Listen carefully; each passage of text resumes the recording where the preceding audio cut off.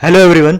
इस वीडियो में मैं Axis bank young bankers ABYB programme online interview से रिलेटेड कुछ मेमोरी बेस्ड इंटरव्यू के क्वेश्चन डिस्कस करने वाला हूं जो पिछले सालों में काफ़ी बार पूछे गए हैं। इसीलिए मैंने सोचा कि इन क्वेश्चनों को मैं आपके साथ डिस्कस कर देता हूं।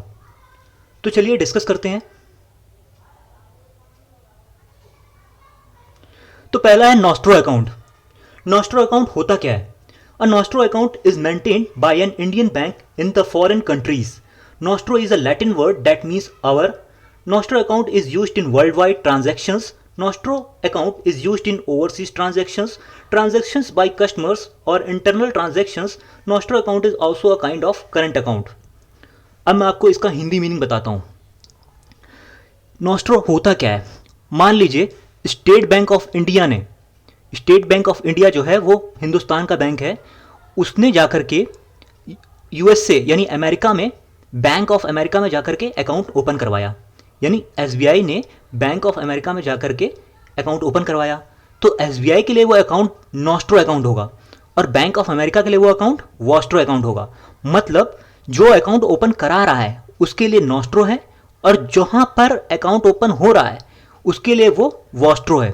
उम्मीद करता हूं इतनी बात आपको समझ में आ गई होगी। अभी ये चीज़ मैं इंग्लिश में भी बोल देता हूँ, काफ़ी लोग साउथ साइड से भी हैं। SBI has open an account in Bank of America. For SBI, the account is Nostro. For Bank of America, it is Vostro account. Okay? उम्मीद करता हूँ इतनी बात आपको समझ में आ गई होगी। अब देखते हैं Vostro account. Vostro account is maintained by a foreign banks in India with their corresponding banks. Vostro is a Latin word that means yours. Accounts of a foreign bank opened in local area. अभी मैंने Vostro account का आपको meaning बताया भी। जैसे मान लीजिए कि अब बैंक ऑफ अमेरिका ने एसबीआई में अकाउंट ओपन कराया। बैंक ऑफ अमेरिका अमेरिका का बैंक है और उसने हिंदुस्तान में एसबीआई में अपना अकाउंट ओपन कराया, तो बैंक ऑफ अमेरिका के लिए वो नॉस्ट्रो होगा और एसबीआई के लिए वो वॉस्ट्रो होगा।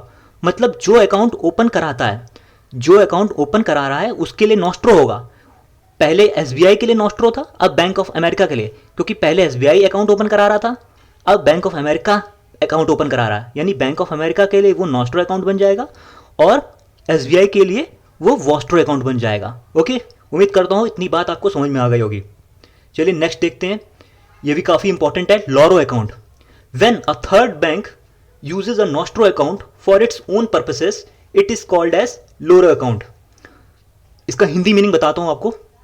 जैसे मान लीजिए पंजाब नेशनल बैंक है, पीएनबी ने नॉस्ट्रो अकाउंट यूज़ किया एसबीआई का।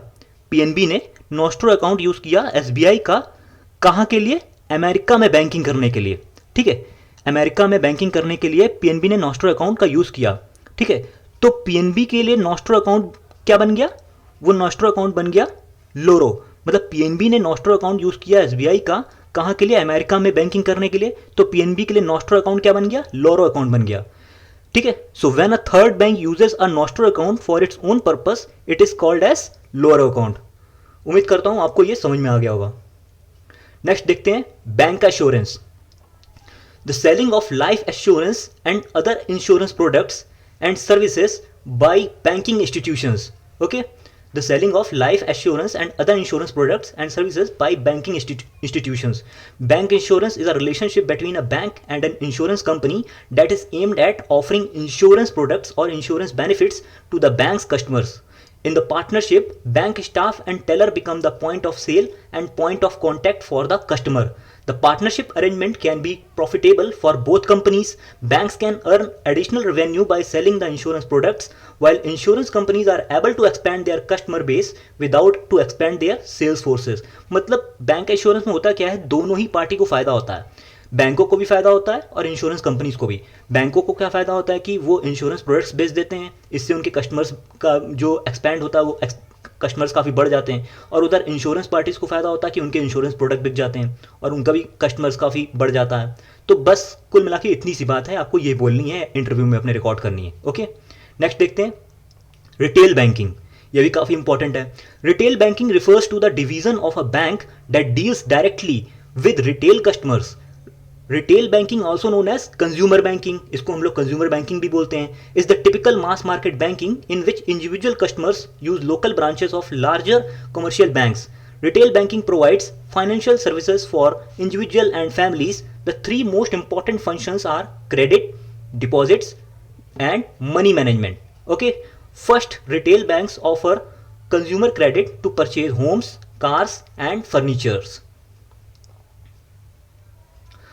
तो वीडियो अगर पसंद आया हो तो दोस्तों वीडियो को लाइक करिएगा और कमेंट करना ना भूलें। मुझे बताएं कि ये वीडियो की सीरीज़ जो मैं काफ़ी टाइम से चालू कर रहा हूँ, 6-7 दिन से इधर वीडियोस बना रहा हूँ लगातार, आपको कैसी लग रही है और आपको किस टॉपिक पे चाहिए, तो मैं कोशिश करूँगा उस पर भी वीडियो बना दूँ।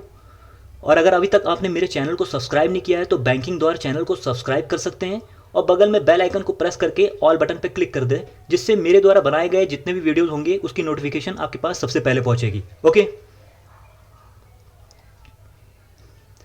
तो फिर मिलेंगे हम अपने नेक्स्ट वीडियो में। तब तक के लिए have a nice day and bye.